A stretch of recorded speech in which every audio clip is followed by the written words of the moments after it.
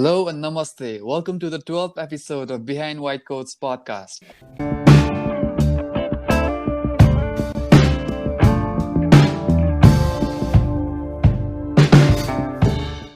Let's begin with today's episode. I am Soumya Pahari, fifth year student of MBBS, And I am Samicha Sukla, third year student of MBBS.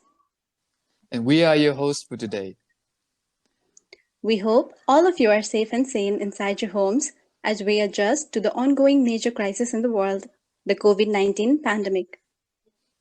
After the initial months of fear and uncertainty to the dramatic precaution measures that has completely changed our lifestyle, we're slowly moving towards the so-called new normal. Indeed, 2020 has been rather challenging for all of us. The battle against coronavirus turned out to be tougher than what we expected, which brings me to today's topic for the podcast. Today we're going to talk about one of the most awaited invention of the year, the COVID-19 vaccine. Yes, whose successful development is hoped to be the key weapon to defeat the COVID-19 pandemic. But when we talk about the vaccine, a lot of queries arise in our minds. Is it safe? Is it effective? When will we have it? Or what if we don't? You're right. Though it is still early to make an accurate statement regarding the vaccine, we have a very special guest with us today, retired General Professor Dr. Brajendra Srivastav, who will shed some light with his valued opinions.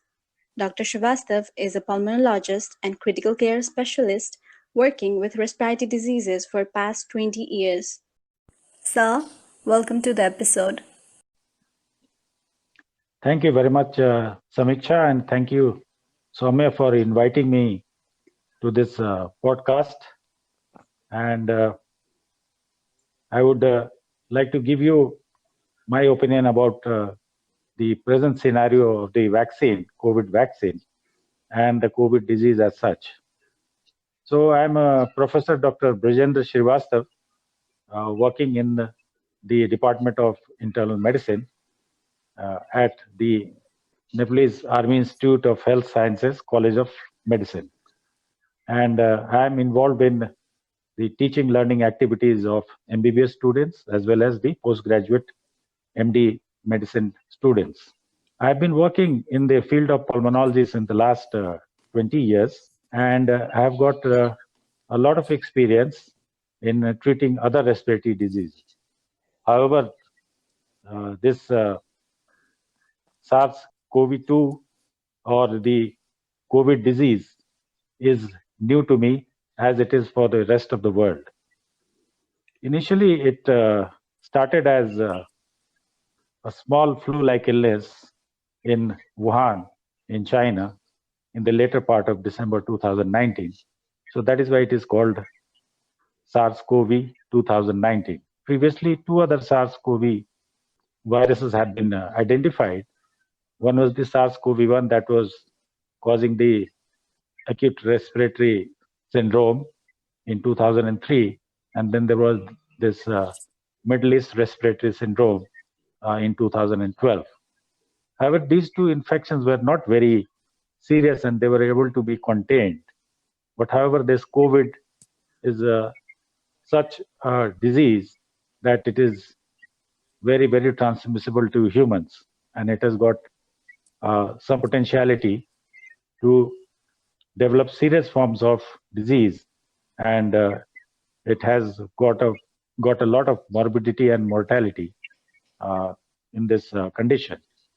So I'll be talking about the vaccine, though I'm not a very good specialist regarding the vaccine. I have taken my references from the WHO site, where everything is given about the COVID vaccines, how they are emerging, and what are the effects of the vaccines in the initial trial period. Some vaccines are in the phase 1 trial, some vaccines are in phase 2 trial, others are in phase 3 trials.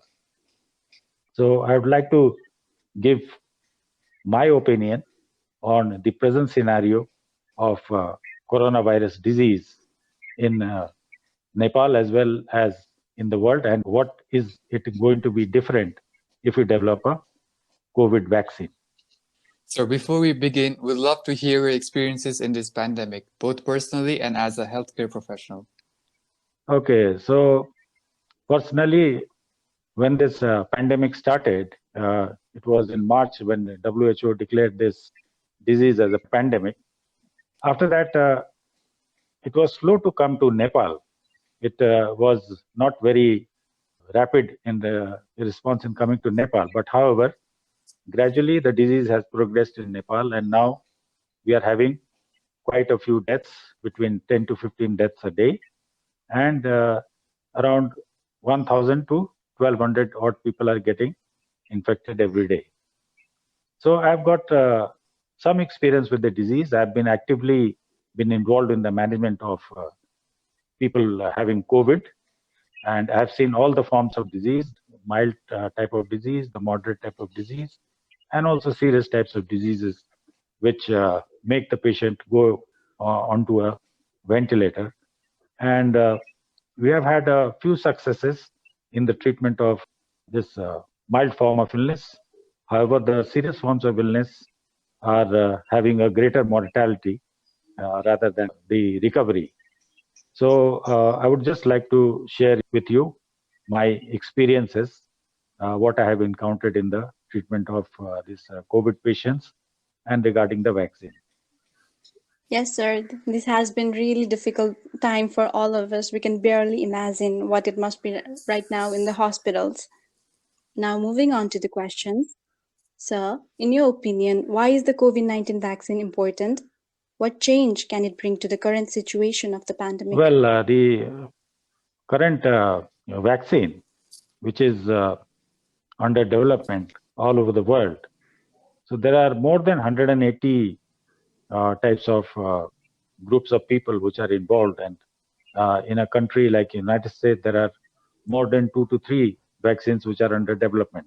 So it gives a lot of importance for the development of the vaccine, because if you do not have the vaccine and we do not have also an effective treatment, then a lot of people are going to die, because this the nature of this disease is highly infectious, and the human to human transmission is very, very high.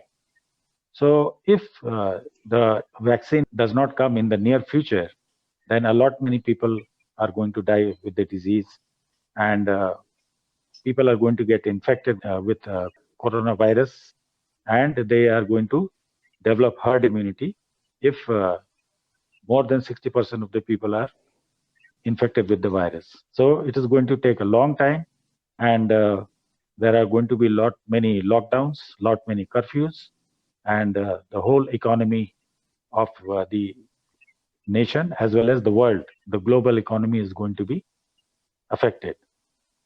If there is a vaccine, then definitely we are going to vaccinate the people. But however, the part where the vaccine is achieved, if there is a successful vaccine, it is not very easy that the vaccine can be distributed to the people who require the most. So, and vaccine may not also be available in the developing and underdeveloped countries. So, because the vaccines will first go to the developed nations, they will be paying more money to get that vaccine and to get vaccinated. So it is definitely a challenge for the WHO and the people who are involved in the manufacture of these vaccines, that after the successful invention of the vaccine, it has to be distributed to each and every nook and corner of the world, so that everyone has got access to the vaccine. And this is going to take a long time. It is going to take more than 2 years for the vaccine to be available throughout the world. The preliminary reports that may be available by December 2019, but however, the vaccine is not in the offing till about April 2021. And even if it is available in 2021, it is not going to be available to the developing nations till maybe 2021. So we are expecting a vaccine to be available at in and around the later part of 2021. So, sir, is vaccine the only breakthrough we need to end this global health suffering? Well, a vaccine would have been better. It would have been beautiful to have a vaccine. But however, the vaccine only may not serve the purpose, because along with the vaccine, we also require good, effective cure. If the cures are not there, then people are repeatedly going to be infected. Now we are seeing so many recurrence of infections, recurrent cases. So the development, the immunity is also not very, very promising at present, because though the vaccines in the trial period have been able to have a good response of producing antibodies in the humans, the effectivity of vaccines still under trial, and also the duration of the effectivity is also a big question mark at this present early stage. So we still don't know what is going to come next. But however, an effective treatment would have been an added advantage to the development of the vaccine. Okay. So can you tell us about the potential COVID-19 vaccines that are undergoing development? There are about 190 candidate vaccines listed on WHO. Okay, so there are many vaccines. There are more than 180, maybe 190 vaccines or more. And out of them, around 35 vaccines are under the phase 3 trial. Two vaccines, one from the China and one from the Russia, they had been given early approval, but however that early approval has been revoked now. So each and every vaccine is being developed all around the world, and these 35 vaccines which are under the third phase trials. So there are actually two types of vaccines. The older method by which we used to develop the vaccine, that was the live attenuated type of vaccines, or killed attenuated ones that we are using to develop the vaccine. But nowadays it is some newer methods of vaccine development which are occurring. So there are multiple research groups have designed potential vaccines, but there is much more work to do. The trials need to show that the vaccine is safe, and it would not be useful if it caused more problems than the disease. And the clinical trials will also need to show vaccines that they provoke a good immune response, which protect people from getting sick. And the way of producing the vaccine in a huge scale must be developed for the billions of potential doses. So there are 7 billion population, and we expect that around 50 to 60% of the people will be needing the vaccination to have a good immune response and to curtail the transmission of the disease.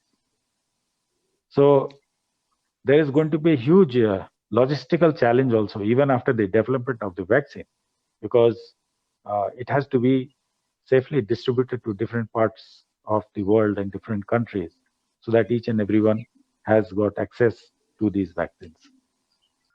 So we know the development of a vaccine takes almost a decade to be made available commercially, right? So if vaccine is aimed to be made available by next year, does this raise any concern about the quality of the vaccine itself? Yes, actually, it is a race. Some countries are taking it as a race to develop the vaccine, but actually, worldwide, it is not a race to develop the vaccine, because only the development of the ineffective vaccine is not good. So that is why, even if there are a lot of political pressures to have a vaccine ready by say December 2020 or by March 2021, that is probably not possible. So as I said, that these vaccines are under trial, and the trial takes a long long time, and it is not possible for the vaccines to come in the near future, or at least for 6 months, where we can have some preliminary types of the vaccine. However, the activity has to be tested, and you cannot just manufacture the vaccine and start giving it to people without even testing it. So that is why these two vaccines developed by the China and the Sputnik vaccine by the Russians, it has been revoked because now they have to do this testing, and it is not good to give them commission prior to having that third phase trial. So that is why the vaccines have been revoked and now under trial. So this is the scenario of the vaccine worldwide today. And what is the next question, Samiksha? How promising are the results of leading vaccine candidates like Oxford, Moderna, or Sputnik? Okay, these vaccines, they have initially shown to be highly effective in generating an immune response, that is the antibody response. So all the vaccines under trial, but we still don't know how effective they are and how long they are going to be carried in the vaccines, how long the immunity is to be carried after the vaccination. But initially, all these vaccines, they have been shown good promise to generate a good antibody response. And regarding these vaccines, the Sputnik from the Russia, I have already told you that it is now in the third phase trial, and even the Moderna vaccine in the United States is in the trial phase. So these are going to give good results. However, the race is not actually between the countries or the companies, but the race is to develop a vaccine as early as possible and to curtail the COVID disease or the coronavirus infection. So actually the race is on that, and not the different various countries or various companies who are manufacturing the vaccines. Sir, like you said earlier, the vaccines being developed are of newer types, like using adenovirus from chimpanzees, mRNA, DNA vaccines. How does this differ from vaccines of other diseases? Okay, so I had given you a hint previously that the vaccines which were earlier developed were because of the live attenuated types of vaccines, or there were like killed vaccines which used to have an antigenic property, and they used to generate the required immunogenic response. So the vaccines, which are newer in type, so they have these type of vaccines which will which are generated by various other procedures. So some are live attenuated vaccines, like the vaccine in China is live attenuated type of the vaccine. But however, there are certain other vaccines which are mRNA, that is the messenger RNA type, and there are certain vaccines which are DNA types. There are certain vaccines which are taken from the adenovirus. So the Russian vaccine is actually being developed from 2 adenoviruses. So they have now, since the genetic sequence of the coronavirus is known, so you can make certain genetic sequences, and you can put on top of this adenoviruses, and these adenoviruses will be injected into the person to generate that particular type of response. So these are the vaccines. So various types of vaccines. These are called like plug and play vaccines, and some vaccines, the Oxford researchers, they have put small sections of a genetic code into harmless viruses that infects the chimpanzees. So they appear to have developed a safe virus that looks enough like the coronavirus to produce that immune response. Similarly, other groups are using pieces of raw genetic code maybe the DNA or the RNA, and depending upon the approach, the messenger RNA, which once injected into the body would start producing bits of viral proteins, which the immune system can recognize and then try to fight it with manufacturing of antibodies. However, this type of approach is completely new. So whatever the approach of generating a vaccine, it should give a good antibody response. That is the final say on the development of the vaccine, and it has to be effective, and the effectivity has to be prolonged. So among these type of vaccines, which one would be the most effective one, sir? As I said, these are like newer approaches of developing the vaccine. The messenger RNA, the DNA vaccines, the RNA type of vaccines, and certain genetic sequences which have been created in the lab, and they are then put on top of these adenoviruses. So whatever the method is, these vaccines, they should be able to generate a good immune response at the end of the day. So that is the thing only important, rather than developing various techniques and means of these development of the vaccines. So no matter which type of vaccine and the technique by which it is manufactured, it should generate a good immune response. So as far as I know, even live attenuated, the method we are using since the last maybe 100 years or so, so to generate these type of vaccines, that is good enough to have good immune response. So when can we expect the vaccine to be made available to the general public, especially in developing countries like ours? Okay, as I said, that the preliminary reports of the vaccines under trial, they are going to be out maybe after December 2020. And the earliest reports from the third phase trials will be available by maybe March or April 2021. Vaccines can be manufactured, but however, it is not so simple as just by manufacturing the vaccine, the people are not going to get it. So what is the effectivity? How long is the antibody generation? And if the vaccines are, say, manufactured in United States of America, how long is it going to take to come to Nepal?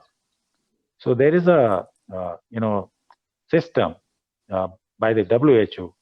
It is called the COVAX.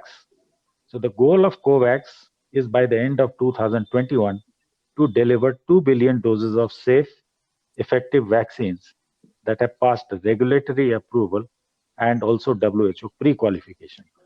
So it is not only the companies which are manufacturing the vaccine, but actually the countries which give the approval. After the countries, they give the approval for the vaccine, it is the WHO who has to give the pre-qualification. And then they go ahead and manufacture the vaccines. So these vaccines will be offered equally to all participating countries. So already the WHO has taken, various countries which have, submitted expressions of interest to have that vaccine. So these vaccines will be offered equally to all participating countries, proportional to their populations, initially prioritizing healthcare workers. And then, of course, the COVAX facility will also maintain a buffer of doses for emergency and humanitarian use, including dealing with severe outbreaks. So it is actually this COVAX, and this COVAX contains 3 pillars. One is the access to COVID-19 tools, that is the ACT accelerator. This is how this is going to procure all the vaccines by the WHO, and then it is going to distribute to various countries. And this is another pillar is the Coalition of Epidemic Preparedness Innovations, that is called CEPI, and there's another office called the Gavi. Now, this Gavi was established in 2017, whereas the CEPI is slightly older. So these are the 3 pillars of this COVAX vaccine pillar. This is going to have the vaccine manufactured all over the globe, procure it, and then is going to supply to all over the country. So what I expect that in a country like ours, now Nepal has been identified as low-income countries, and the name has been already been registered to get the vaccine. Then there are some low middle-income countries like Pakistan, Indonesia, Kenya, India, and then there are additional eligible small countries like Dominica, Fiji, Grenada, and all these things. So Nepal has also been registered in that. So what I expect that these are the 92 economies that will be supported by the COVAX advanced market commitment, so that these countries will be able to get the vaccine. This is going to be possibly only after, say, July 2021 that Nepal is going to get the vaccine. So until it's made widely available, who do you think should be in the priority to be vaccinated first? So your question was that who would be in priority to be vaccinated? Yes, sir. Until it's widely available to everyone. Okay. So till it is widely available, the WHO and this COVAX group, it has said that it will be giving the vaccine to the people who require it most. So number one will be the medical personnel who are involved in the treatment of COVID. Number two will be people who are more vulnerable to the disease, that is people more than 60 years old, that is elderly people. Number three priority is people who are having comorbidities, like any immune compromised status. Like you must have heard that many people who are having comorbidities, they are dying first. So people with having diabetes, people having hypertension, people having coronary artery disease, people having kidney disease, people on immunosuppressants, people with HIV infection. So these are the people who are more vulnerable, and they will be given the vaccine first, if at all it is available. So once we have a safe and effective vaccine, what proportion of population would we need to vaccinate in order to stop the transmission? Okay, so the basic thing, evolves around what is the herd immunity like. So herd immunity is developed when about 60 to 70% of the population is vaccinated. And this type of herd immunity after vaccination will also be liable to produce good herd immunity. And that is why this herd immunity is going to prevent the further progression of the infection as well as the disease in individuals. So I would say at this juncture that probably 60 to 70% of the population needs to be vaccinated to have a good herd immunity. And to achieve that, we still do not know, because this coronavirus is a highly infectious disease. It is not like any other viruses. Like say even the influenza viruses, which are slightly less contagious. But however, this coronavirus is highly contagious, and it is transmitted very easily to other people who are not following the 3 rules, like wearing masks, using hand hygiene, and also not maintaining social distancing. So I would say that around 60% or more of the population will require vaccination to have a good herd immunity and to prevent further infection. So in the same way, if 60% of our population is infected, will we acquire herd immunity as well? Actually, the main purpose of having a vaccine is to develop immunity from the disease. And herd immunity is also, similar to that. In that it is slightly different from having a vaccine, because for herd immunity, people tend to have an active infection. So in the vaccine, we give inactivated antigenic particles, which is going to generate the same same antigenic response or to create the antibodies as in herd immunity. So if the people have got a good herd immunity, then they can be, you know, the population can be saved from further infection. But we still have to see like how this coronavirus behaves only after say 60 to 70% of the population when they have been infected with the disease. So is it liable that a good herd immunity is going to prevent the further progression of the disease, or 60% of the herd immunity or 60% of the people having vaccinations is not going to further progress the disease? We still have to see. Yes, sir. Now, the next question is my favorite, sir. Will the invention of an effective vaccine turn our social lives exactly to how it was in beginning of 2019? Well, it is very, very difficult to predict at this juncture because we still do not know much about COVID. However, we have known a lot since the disease started in the late December 2019. It has been 9 months and we are aware of some of the pathology and characteristics of the disease. Much is still under the bridge. We still do not know what causes such tremendous human-to-human transmission, why some very young people are dying, and many centenarians come out of their ventilators alive.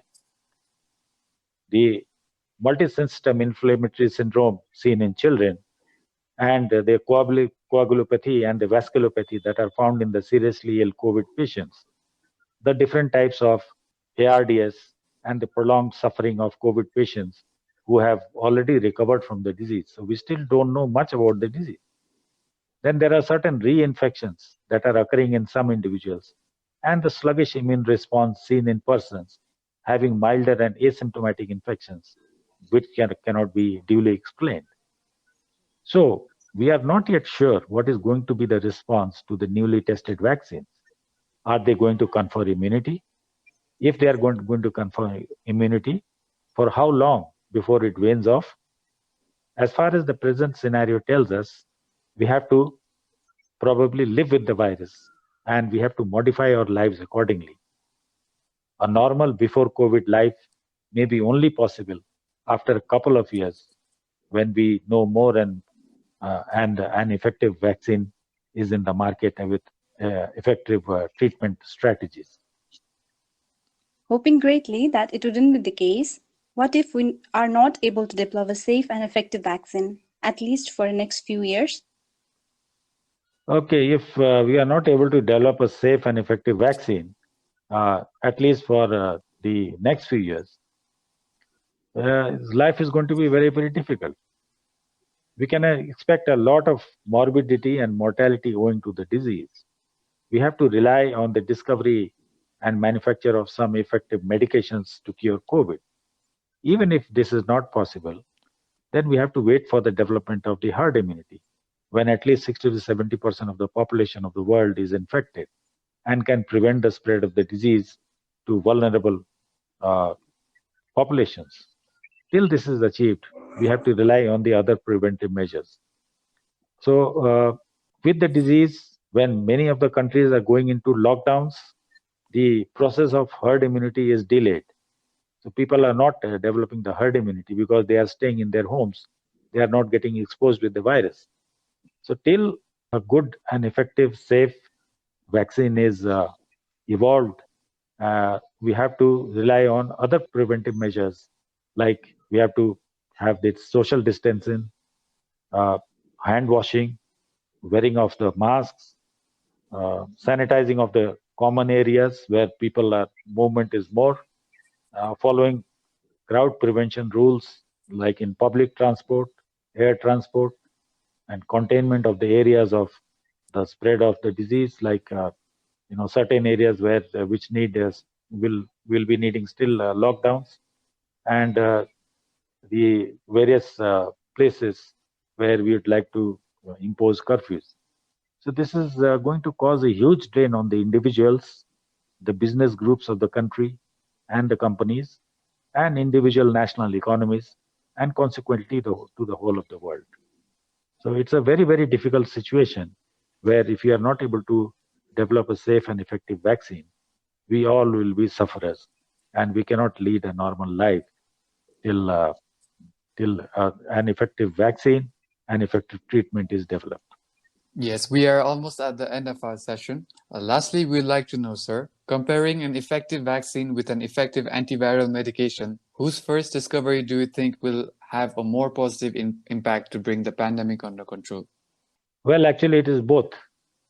Both an effective vaccine and an effective antiviral drugs are needed to control the pandemic. Many of the viral diseases like measles confer a long-term lifetime protection from disease. So the vaccine against measles is effective for a lifetime. Now, diseases like influenza confer immunity at least for a year, because after a year they go into this antigenic shift, and people need to be vaccinated every year for about 70 to 80% of immunity. After which there is a every year the new vaccine needs to be developed every year and for each and every season. So there may be a vaccine for a summer season, there may be a vaccine for a fall season, and there may be a vaccine for the rainy season or the monsoon season. The vaccines for the southern hemisphere might be different, and the vaccines for the northern hemispheres might be different. Efficacy cannot be gauged only on the production of antibodies that will prevent the disease for a very short period, but the effectivity has to be for a prolonged period of time. The longer the immunity is conferred, the better it is. Presently, we do not know the duration of the protection conferred from COVID by the antibodies generated by getting an infection from SARS-CoV-2. As we are getting cases with reinfection, and the role of convalescent plasma therapy containing high titers of antibodies is still questionable, and it is not proven to be the cure of COVID. So the protection offered by these vaccines will be questionable till it is proven that they will offer long-term protection from the disease, at least for a year. Now, we know that diseases like tuberculosis, they are still a scourge of mankind. Malaria kills millions of people annually. HIV infection has been present since the last 40 years. However, vaccines for these viral, protozoal, and bacterial diseases have still not yet been developed. E.g., for example, there is no vaccine for tuberculosis, though many vaccines are under development. There is still not any vaccine for malaria and no vaccine for HIV. Till the development of an effective vaccine or the development of herd immunity, we need to contain the disease so that further morbidity and mortality are reduced, just by implementing such simple techniques like hand washing, wearing masks, and maintaining social distancing. Hundreds of thousands of lives can be saved by the prevention of spread of the virus to other susceptible individuals.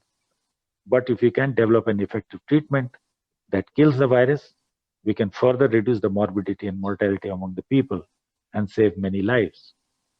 The lockdowns, curfews, cost of the critical care management, and the excessive drain on the national economies for the prevention and treatment of COVID, supplemented by the complete stagnation of the economies and increase in the unemployment rate, has caused permanent damage to the national survivability that is going to take decades to recover if things normalize in the next year.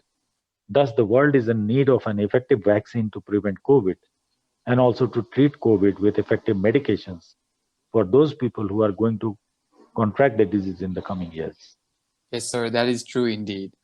Would you like to say something for our valued listeners at last, sir? Okay, in the end, I would just like to sum up that till we have an effective treatment, till we have an effective vaccine, we have got to take precautions so that the coronavirus is not transmitted into our community, and we are all saved from coronavirus infections. So to do all these things, we need to maintain social distancing, number one. Number two, we have got to wear masks wherever we are, whenever we are outside, whenever we are in the public places. And also we have got to have a good hand hygiene so that whenever we touch anything, we should wash our hands. And whenever things that we feel that may be contaminated by coronavirus like organism or maybe some other organism, then we need to take adequate precautions so that the disease is not transmissible, and so that we can prevent the infection till we have proper treatment and proper vaccination. Thank you. Thank you so much, sir, for your wise words. But sadly, like every other things, this has to come to an end as well. Yes, and for the sake of humanity, we wish a safe and effective vaccine against the virus will be available soon, and at an affordable price, so an economically lagging country like ours will not have to make the tough call of vaccinating only a selected population group. Until then, please remain safe inside your homes and use all the preventive measures recommended by the World Health Organization when you have to step out. That's right, let's not take this pandemic lightly. Rather, let's play it out safe and smart so we can help reduce the burden already weighing in all the frontline workers. To all of you listening, until we meet again, happy quarantine. Stay safe and keep listening to Behind White Coats.